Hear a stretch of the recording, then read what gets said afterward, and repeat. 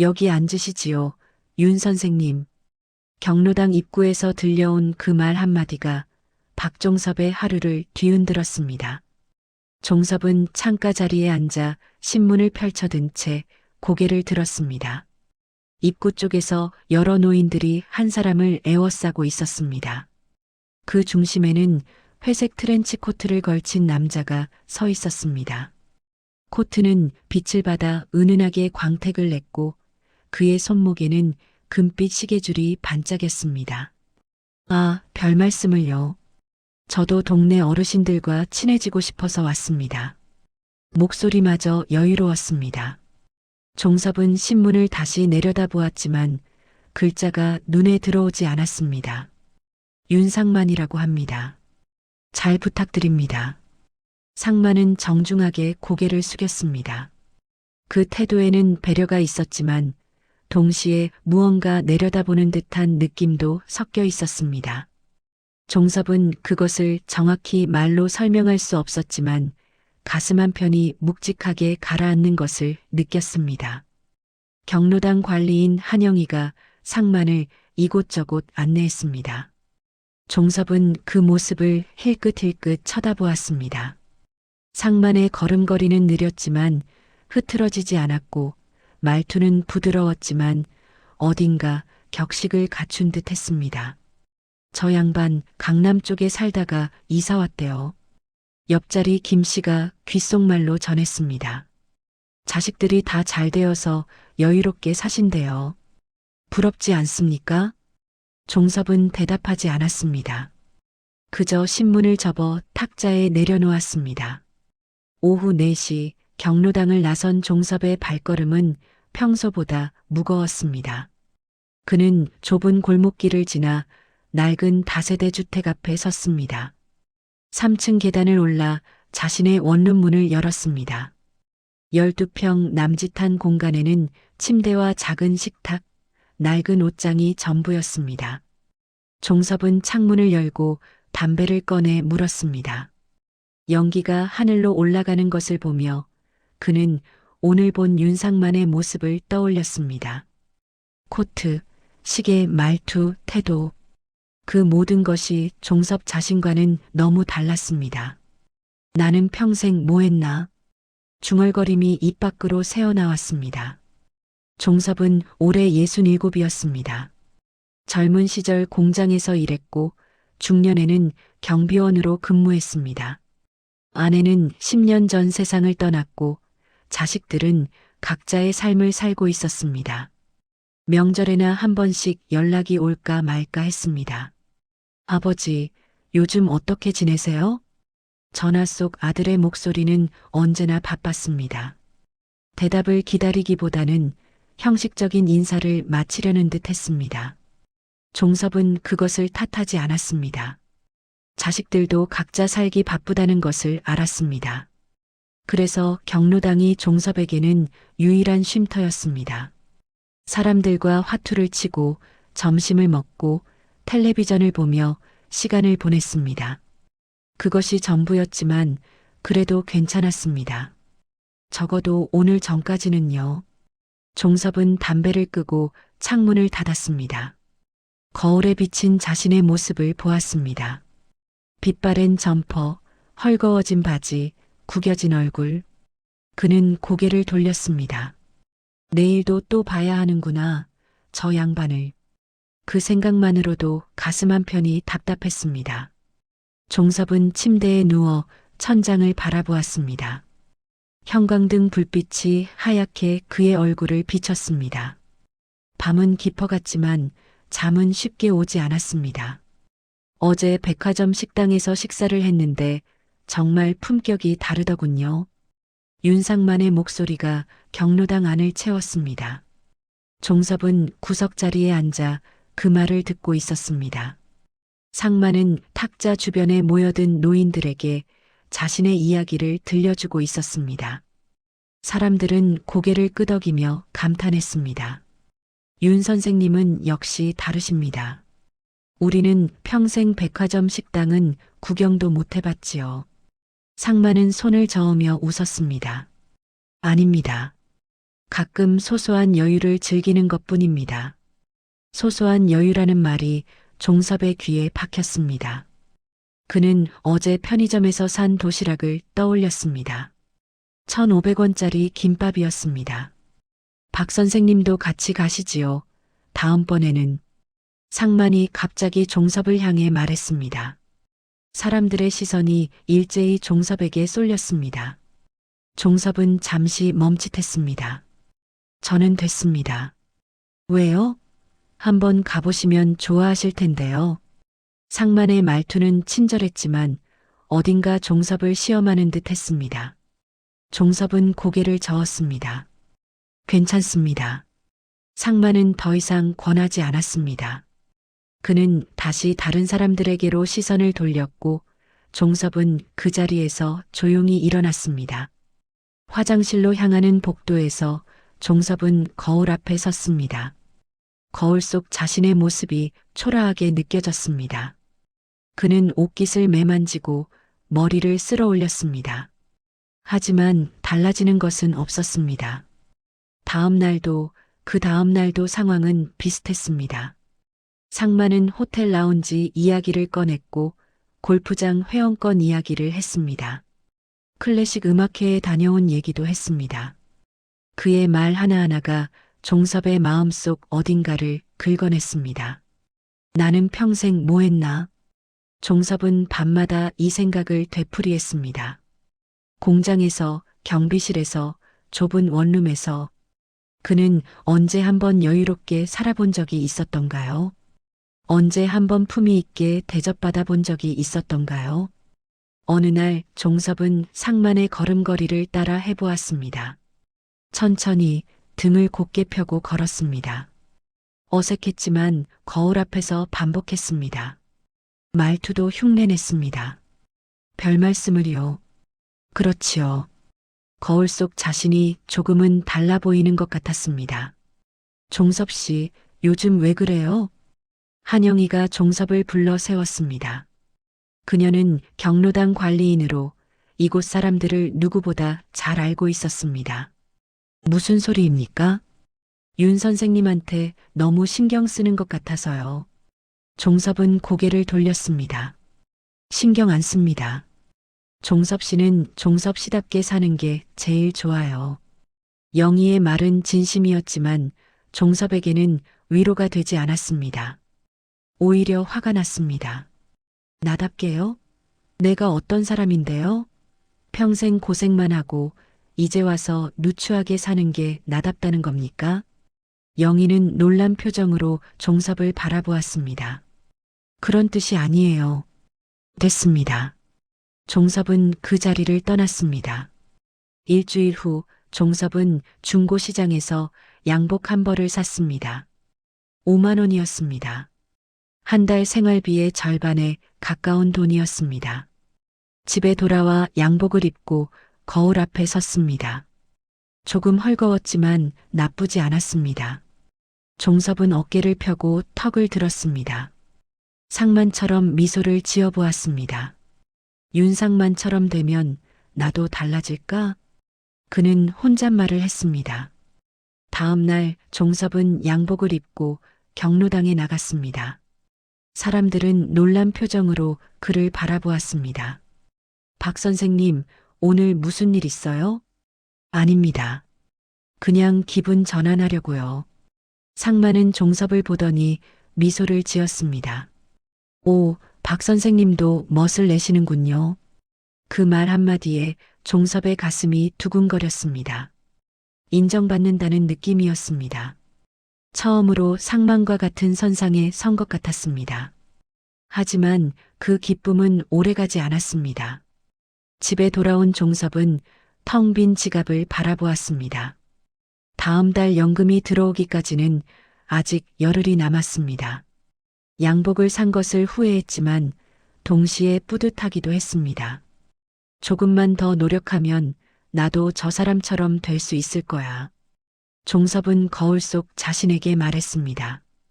양복을 걸친 자신이 낯설면서도 어딘가 기대되었습니다. 그날 밤 종섭은 상만의 모습을 떠올리며 잠들었습니다. 그의 말투, 태도, 여유로운 웃음, 그 모든 것이 종섭의 꿈속에서 반복되었습니다. 다음 날부터 종섭의 모방은 더 깊어졌습니다. 박 선생님, 죄송하지만 부탁이 하나 있습니다. 상만의 목소리에는 평소와 다른 긴장이 섞여 있었습니다. 종섭은 경로당 구석 자리에서 고개를 들었습니다. 상만이 그의 앞에 서 있었습니다. 늘 여유롭던 표정에 어색한 미소가 걸려 있었습니다. 무슨 일입니까? 이번 달 연금이 늦게 들어와서요. 10만 원만 잠깐 빌려주실 수 있겠습니까? 종섭은 잠시 말문이 막혔습니다. 윤상만이 돈을 빌린다고요? 백화점 식당을 다니고 호텔 라운지를 이용하는 그 사람이요? 물론 일주일 안에 꼭 갚겠습니다. 상만은 고개를 숙였습니다. 그 모습에서 종섭은 묘한 감정을 느꼈습니다. 우월감이었습니다. 처음으로 자신이 상만보다 나은 위치에 있다는 느낌이었습니다.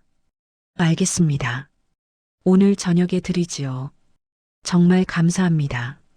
상만은 다시 한번 고개를 숙이고 자리를 떠났습니다. 종섭은 그의 뒷모습을 바라보았습니다.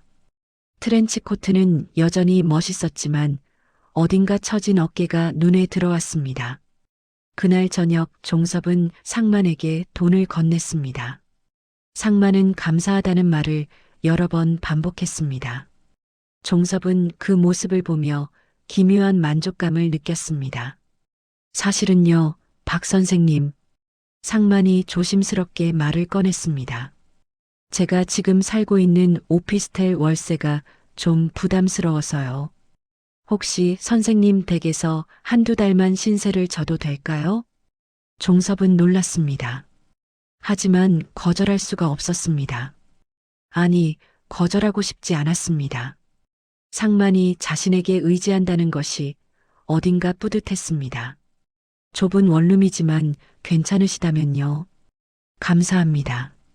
정말 감사합니다. 다음 날 상만은 큰 여행 가방 하나를 들고 종섭의 원룸을 찾아왔습니다. 종섭은 그를 맞이하며 방을 정리했습니다. 침대 하나, 작은 식탁, 낡은 옷장. 상만은 주변을 둘러보더니 조용히 말했습니다. 아늑하네요. 종섭은 그 말이 진심인지 위로인지 알 수 없었습니다. 함께 사는 시간이 흐르면서 종섭은 상만의 생활을 더 가까이에서 관찰하게 되었습니다. 상만은 아침마다 세수를 하고 머리를 단정하게 빗었습니다. 옷을 입을 때도 신중했습니다. 종섭은 그 모든 것을 따라했습니다. 박 선생님도 이렇게 해보세요. 면도 후에 로션을 바르면 피부가 좋아집니다. 상만은 친절하게 조언했습니다. 종섭은 고개를 끄덕이며 따라했습니다. 거울 속 자신이 조금씩 상만을 닮아가는 것 같았습니다. 하지만 시간이 지나면서 균열이 보이기 시작했습니다. 어느 날 저녁 상만은 소주 한 병을 사왔습니다. 오늘은 제가 한턱 내겠습니다. 두 사람은 작은 식탁에 마주 앉았습니다. 소주잔이 몇 번 오가자 상만의 말이 많아졌습니다. 저도 사실은 평생 고생했습니다. 그래요? 젊은 시절에는 사업한다고 여기저기 돈을 쓰고 다녔지요. 실패하고 또 실패하고요. 상만의 목소리에 쓴웃음이 섞였습니다. 가족들도 저를 믿지 않습니다. 아들은 1년에 한두 번 연락할까 말까해요. 종섭은 잔을 내려놓았습니다. 그럼 백화점 식당이니 호텔 라운지니 하는 얘기는요? 옛날 얘기지요. 한참 옛날. 상만은 허공을 바라보며 말했습니다. 지금은 그냥 그렇게 살았던 시절을 떠올리는 게 낙입니다. 그래야 견딜 수 있으니까요. 종섭은 아무 말도 할 수 없었습니다. 그가 동경했던 모든 것이 허상이었습니다. 상만은 종섭이 생각했던 것처럼 여유로운 사람이 아니었습니다. 그저 외로운 노인이었습니다. 박 선생님은 부럽습니다. 상만이 갑자기 말했습니다. 저는요? 네. 선생님은 평범하게 사셨잖아요. 공장에서 일하고 경비원으로 일하고 그게 얼마나 대단한 건지 아십니까? 종섭은 고개를 저었습니다. 저는 평생 헛된 꿈만 쫓아다녔습니다. 결국 남은 건 빚과 외로움뿐이고요. 상만은 소주잔을 비우고 탁자에 엎드렸습니다. 종섭은 그를 바라보며 복잡한 감정에 휩싸였습니다. 실망, 연민, 그리고 묘한 우월감이 뒤섞였습니다. 다음 날 아침, 한영이가 종섭의 원룸을 찾아왔습니다. 종섭 씨, 윤 선생님이 여기 있다면서요? 네. 조심하세요. 저 사람 소문이 안 좋아요. 경로당 사람들한테 이것저것 빌려달라고 했다가 안 갚았대요. 영희의 목소리는 걱정으로 가득했습니다. 그만 내보내세요. 당신답게 사세요. 종섭은 고개를 저었습니다. 괜찮습니다. 종섭 씨, 왜 이러세요? 영희는 한숨을 쉬고 돌아갔습니다. 종섭은 문을 닫고 방 안을 돌아보았습니다. 상만은 아직 침대에 누워 있었습니다. 그의 옆에는 트렌치 코트와 금빛 시계가 놓여 있었습니다. 종섭은 그 물건들을 바라보았습니다. 손을 뻗으면 닿을 것 같았습니다. 상만처럼 되고 싶었던 자신의 욕망이 이제는 상만을 넘어서고 싶은 욕망으로 변하고 있었습니다. 나는 저 사람보다 낫다. 종섭은 중얼거렸습니다. 하지만 그 말이 진심인지 스스로를 위로하는 것인지 알 수 없었습니다. 밤이 깊어갔습니다. 종섭은 창밖을 바라보며 담배를 피웠습니다. 상만의 코 고는 소리가 들렸습니다. 종섭은 연기를 내뿜으며 생각했습니다. 이제 어떻게 해야 하나? 나는 자네처럼 평범하게라도 살고 싶었네. 상만의 말이 어둠 속에서 종섭의 귀를 파고들었습니다. 그날 밤 상만은 다시 술을 마셨습니다. 종섭은 마주 앉아 그의 말을 들었습니다. 상만의 목소리는 점점 흐려졌고 말은 점점 솔직해졌습니다. 박 선생님은 자신을 모르는군요. 평생 성실하게 일하고 가족을 돌보고 그게 얼마나 대단한 건지. 종섭은 잔을 내려놓았습니다. 무슨 소리입니까? 저는 평생 남들 시선만 신경 썼습니다. 품위, 체면, 허영. 그것들 때문에 가족도 잃고 돈도 잃었지요. 상만은 허공을 보며 웃었습니다. 지금 제가 입고 있는 이 옷도 10년 전에 산 겁니다. 시계도 가짜예요. 백화점 식당도 몇 년 전 얘기고요. 종섭의 손이 떨렸습니다. 그럼 지금까지 하신 얘기가 다 거짓이었단 말입니까? 거짓이라기보다는 과거에 집착한 거지요. 그래야 견딜 수 있었으니까요. 상만은 고개를 떨구었습니다. 박 선생님, 저는 자네가 부러웠습니다. 진짜로요. 그 말에 종섭의 안에서 무언가가 폭발했습니다. 분노였습니다. 열등감이었습니다. 배신감이었습니다. 그 모든 감정이 한꺼번에 치솟았습니다. 부럽다고요? 나를요? 종섭은 자리에서 벌떡 일어났습니다. 나는 당신을 보면서 평생 자괴감에 시달렸습니다. 왜 나는 저렇게 못 살았나? 왜 나는 초라한가? 그런데 다 거짓이었단 말입니까? 박 선생님, 진정하세요. 상만이 손을 내밀었지만 종섭은 뿌리쳤습니다. 당신은 나를 가지고 논 겁니까? 나를 내려다본 겁니까? 아닙니다. 정말로. 거짓말. 종섭의 목소리가 작은 방 안을 울렸습니다. 상만은 비틀거리며 일어섰습니다. 박 선생님, 오해입니다. 저는 진심으로. 나가세요. 당장 나가세요. 종섭은 상만을 밀쳤습니다. 상만은 뒤로 휘청이다가 식탁 모서리에 머리를 부딪혔습니다. 둔탁한 소리가 났습니다. 상만은 바닥에 쓰러졌습니다. 윤 선생님? 종섭은 그 자리에 얼어붙었습니다. 상만은 움직이지 않았습니다. 종섭은 떨리는 손으로 상만의 어깨를 흔들었습니다. 윤 선생님, 정신 차리세요. 대답이 없었습니다. 종섭은 뒤로 물러났습니다. 심장이 미친 듯이 뛰었습니다. 손은 땀으로 젖었습니다. 머릿속이 하얘졌습니다. 어떡하지, 어떡하지. 그는 방 안을 왔다 갔다 했습니다. 전화를 해야 한다는 생각이 들었지만 손이 움직이지 않았습니다. 경찰이 오면 어떻게 되는 건가요? 자식들이 알게 되면 어떻게 되는 건가요? 종섭은 상만을 다시 바라보았습니다. 그의 옆에는 트렌치 코트와 시계가 놓여 있었습니다. 종섭은 천천히 그것들을 집어들었습니다. 코트는 생각보다 가벼웠습니다. 시계는 차가웠습니다. 종섭은 코트를 입고 거울 앞에 섰습니다. 시계를 손목에 찼습니다. 거울 속에는 윤상만이 서 있었습니다. 아니, 윤상만처럼 보이는 박종섭이 서 있었습니다. 이제 나도 당신처럼 살 수 있어. 종섭은 중얼거렸습니다. 목소리는 떨렸지만 표정은 묘하게 만족스러웠습니다. 그는 상만을 작은 창고방으로 옮겼습니다. 힘들었지만 해냈습니다. 문을 잠그고 방 안을 정리했습니다. 핏자국을 닦아냈습니다. 모든 흔적을 지웠습니다. 다음 날 종섭은 트렌치 코트를 입고 경로당에 나갔습니다. 사람들은 놀란 표정으로 그를 바라보았습니다. 박 선생님, 그 옷은 윤 선생님 것 아닙니까?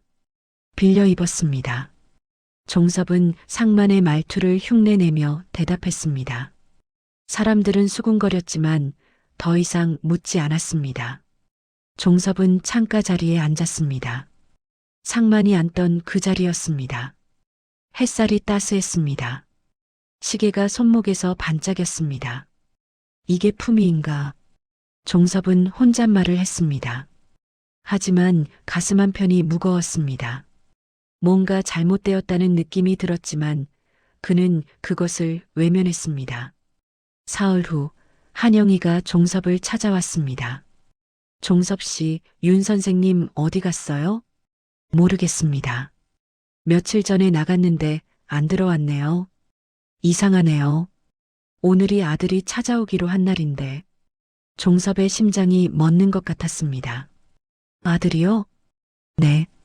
윤 선생님이 이번 주에 큰돈 받는다고 했거든요. 그래서 아들이 찾아온다고 했는데 영희는 걱정스러운 표정으로 말했습니다. 연락이 안 되면 경찰에 신고해야 할 것 같아요. 종섭은 고개를 끄덕였습니다. 입이 바짝 말랐습니다. 그날 저녁 종섭은 원룸으로 돌아왔습니다. 창고방 문 앞에 섰습니다. 떨리는 손으로 문을 열었습니다. 상만은 여전히 그 자리에 있었습니다. 종섭은 바닥에 주저앉았습니다. 트렌치 코트가 구겨졌습니다. 시계가 차갑게 손목을 조였습니다. 나는 뭘 한 거야? 그는 두 손으로 얼굴을 감쌌습니다. 눈물이 흘러내렸습니다. 하지만 이미 늦었습니다. 밤이 깊어갔습니다. 종섭은 창고방 문 앞에 앉아 있었습니다. 밖에서는 바람 소리만 들렸습니다. 아버지는 평생 외로웠습니다. 상만의 아들이 종섭 앞에 앉아 조용히 말했습니다. 경찰이 오기 전날 밤 종섭은 스스로 신고했습니다. 더 이상 견딜 수 없었습니다. 창고방 문 앞에 앉아 밤을 새우며 그는 깨달았습니다. 이것은 품위가 아니었습니다. 이것은 도망이었습니다. 지금 종섭은 경찰서 조사실에 앉아 있었습니다. 상만의 아들이 그를 찾아왔습니다. 종섭은 고개를 들 수 없었습니다. 죄송합니다. 정말 죄송합니다. 박 선생님, 아들의 목소리는 차갑지 않았습니다. 아버지는 돈이 많았습니다.